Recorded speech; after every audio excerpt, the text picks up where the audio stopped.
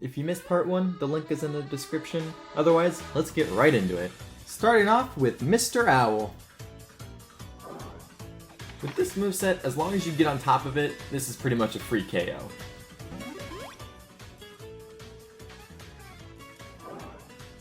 Different story for Razor Leaf though. It is the fastest shredding machine in the game. If you're not careful, it will KO you.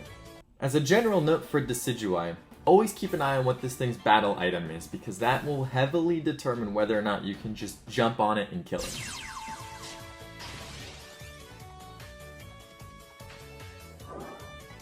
This moveset is one of the best kiting kits in the game, and once it's level 11, it's almost 10 times better. Delphox is looking to land the Mystical Fire just to get the free cooldown reduction to outdamage you. In a team fight, this is one of your higher Unite target priorities. Delphox Fire Spin is a crazy amount of CC from pretty far away, and the damage from Fire Blast makes it quite worrisome. Since we can be CC'd out of double hit, we want to do our best to try and avoid the Fire Spin, and ultimately the Fire Blast, to then be able to outplay and to KO it. Unite this thing in team fights for sure.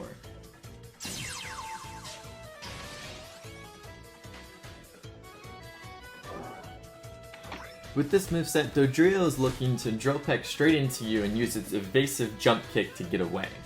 We have to do our best to try and get it to miss drill peck, otherwise it'll easily take us out. So while facing it, kiting and dodging is going to be our pretty much only chance here. As you can see, dodging the drill peck makes a world of a difference in terms of trying to take this thing out. Tri-attack and agility, however, is very difficult for Scyther to deal with. The best thing that you can try and do is to try and get the Dodrio to overextend into your teammates, essentially. Try and get the tank to drop some CC on it, or something to that measure. Otherwise, you're going to have a horrible time trying to take this thing out.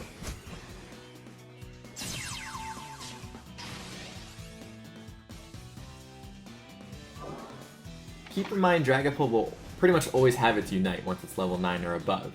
So we just want to wait out the Dragon Dance, get that thing on cooldown, and then go in for the Assault, because once we do, it's free.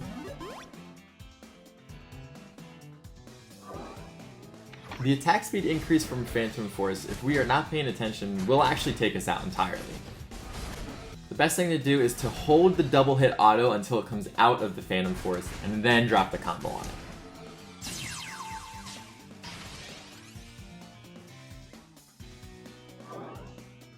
Dragonite's goal with this moveset is to auto-attack to keep its Dragon Dance stacks up at 3, so that then Hyper Beam will always be on stage 3 and deal a ridiculous amount of damage. And it will KO, so we should not be fighting this thing.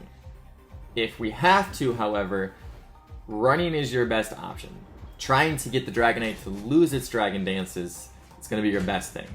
Otherwise, you're really not going to win this. And speaking of not winning, oh my gosh, man, I tried so hard, so many different ways. You can't win against this. This moveset will take you out, like, it's insane. Yeah, I can't do anything. The best thing I could do was to just run, and you can see I was able to pull it from the central area, basically back to our tier 2. And even then, it's still pretty close, because he could just extreme speed right next to you, which CCs, and then depending on the outrage auto that he gets, it's more CC. So just stay away from this thing. Let your brawlers deal with this thing, and then attack from afar, and once it's at half, then put a combo on it.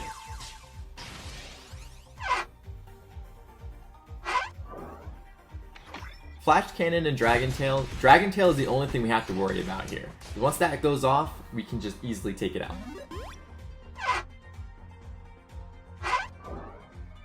Be really careful about the Stealth Rock Stun, because that will definitely prevent you from staying on top of Duraludon. Otherwise, just get on it and drop the combo, and it'll die fairly quickly.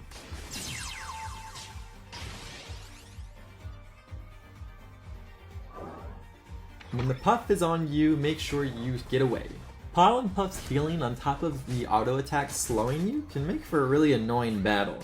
This quote-unquote support is called Eldegoss for a reason, since it does 1v1 a lot of things that it shouldn't be able to. Damage Eldegoss is certainly something to fear, as once again it does more damage than it should. Since there's less heals to worry about, our combo works more efficiently. Slight tangent.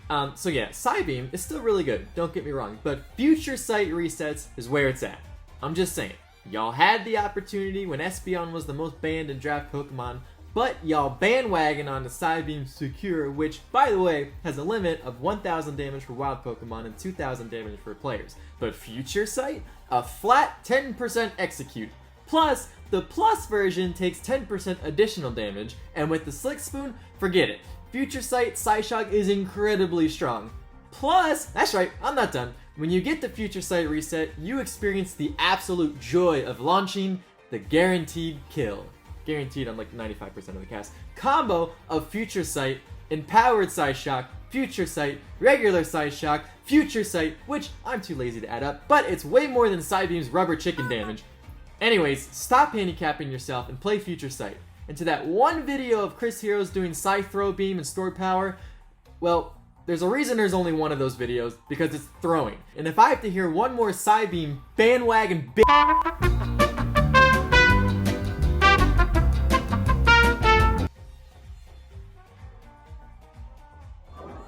Espeon wants to send stuns and slows and just a lot of damage from downtown until you get irritated enough to either leave or overextend. We'll have about 3 seconds before the next Psyshock to deal with Espeon with our combo, which fortunately KOs it. Against this moveset, I found it very difficult to not be KO'd by the Future Sight. Since this moveset has no CC, we can just jump on top of it and end it. Probably be ended ourselves.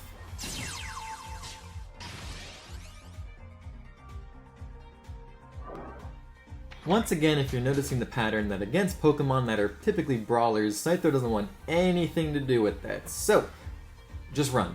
Get away, kite, throw some damage from afar, and try to lure it into a quote-unquote trap if you can. There's really not too much Scyther can do straight in a 1v1. Same exact thing here.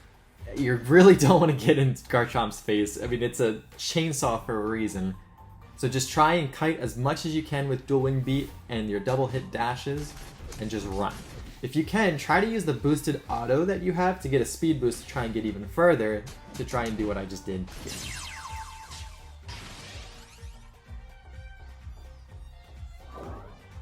Fortunately with this moveset, Gardevoir has no form of CC, so this is an easy takedown.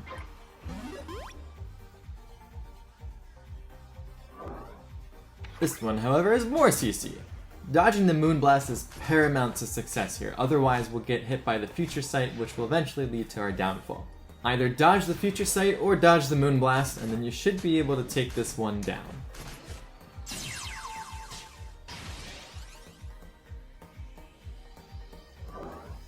This one-sided matchup will not go your way if it lands the Sludge Bomb, so you really need to avoid that or just get out.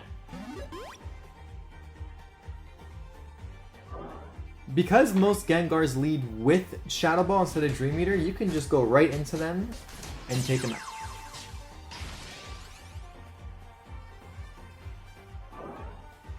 Since Glaceon has to build up the shards, make sure that you try to take it on only when it has none, otherwise you'll lose that. Same thing here, and if it has the shards, don't bother, otherwise you should be able to take this down.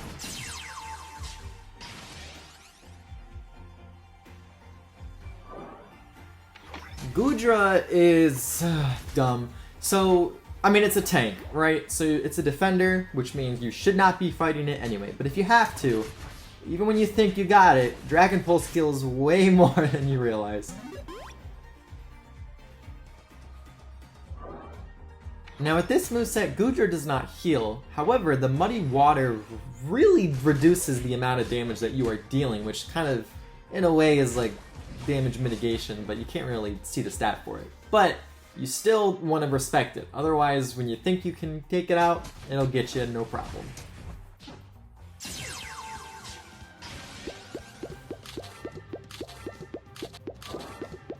With this moveset, you actually have a decent shot, but again, you should not be trying to go after the tanks. You should just be dropping damage on them and getting away. But if you have to fight them though, as long as you are trying to take the berries from him as much as you can, you actually should be fine. And when he comes into you with the bullet seeds, just go the other way, because then he has to drop the move to get it back.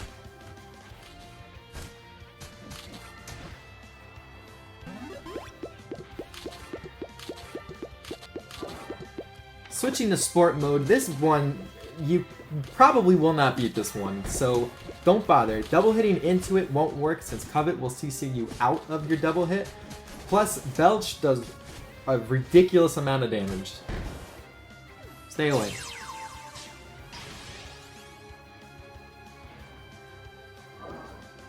Holding our double hit auto is the key to being able to take out this Greninja once it's done doing its smoke screen. Taking out the clones is the key to this success. Otherwise, your double hit auto will prioritize the clones. So as long as you take out the clones right away, this is an easy takedown.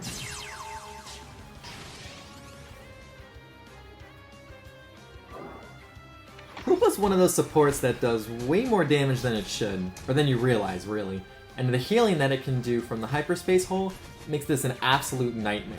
You really want to avoid this thing at all costs. You can win against it, but it's very situational, and it just kind of relies on the Hoopa player making a misplay that will result in you winning. Otherwise, you're probably not winning. Without the healing from Hyperspace Hole, this moveset is pretty easy to take down on your own. Just keep in mind that a teammate might come and try to save it while you're trying to take it down.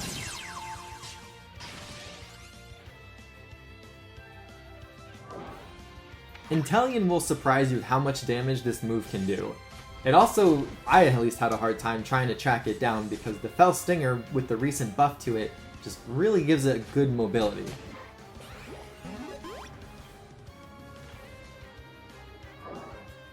With Liquidation, you should be able to take this one down since it has a little bit less mobility, even though when it's paired with the Acrobatics, but you should still be able to take it out.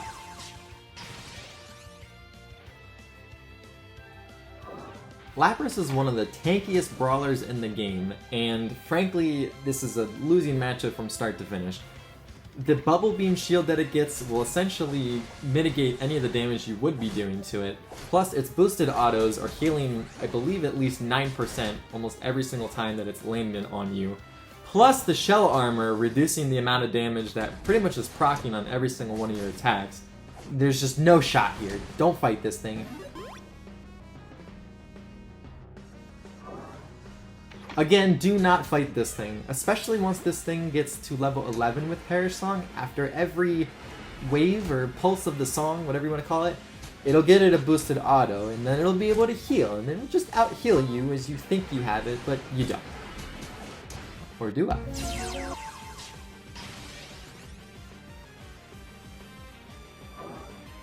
I understand that Leaf Blade is typically what you run with Razor Leaf right now, but eventually they'll probably change that up. So just make sure that you do your best to try and go through the blades of Leaf before they get sent out to hit you.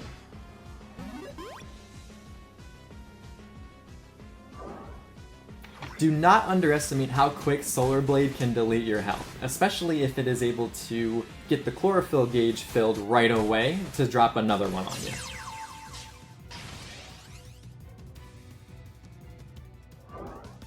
When fighting against an extreme speed Lucario, you never want to try and fight it when there's farm around, because it can use the wild Pokemon to reset its extreme speed and essentially get, you know, anywhere from 2 to 73 different extreme speed dashes. So you always want to do your best to just try and avoid it, kite, run away until you have the drop on it with your cooldowns.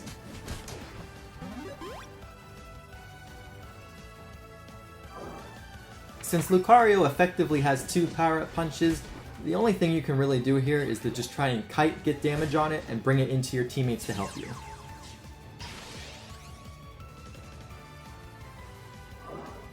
Either close combat or cross chop can be run with Dynamic Punch, just kind of depends on your preference, but our goal is pretty much the same thing. We just want to kite, put damage on it, and try and get away to stall time so that we have our cooldowns back before it does.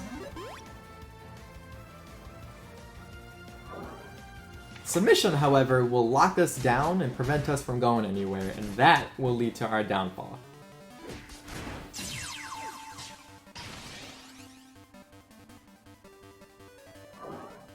Mamoswine does way more damage than people give it credit for. And you have to be careful, especially since they just recently buffed its Thick Fat passive, meaning it'll have more defense as it's attacking you or taking damage.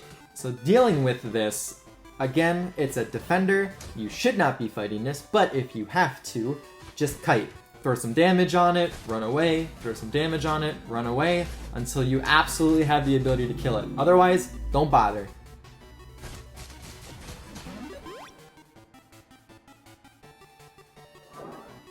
Ice Fang's range is laughably short, and Earthquake startup gives you 3 to 5 business days to dodge it. So if it's a 1v1, just kite until it's in your combo range. Mamoswine's inability to heal, paired with the fact that its upgrades are pretty doo-doo, it's pretty winnable, but again, you should not be taking on this fight. Try to leave it for your teammates to help you. Oh, as a general note, fun fact edition, if you want to counter Mamo, just throw a Wigglytuff at it. Q-Charm hard counters Mamo. The dumbest thing, it pulls it out of Earthquake, high horsepower. Q-Charm is the one thing that triggers me the most in this game, and I absolutely loathe it.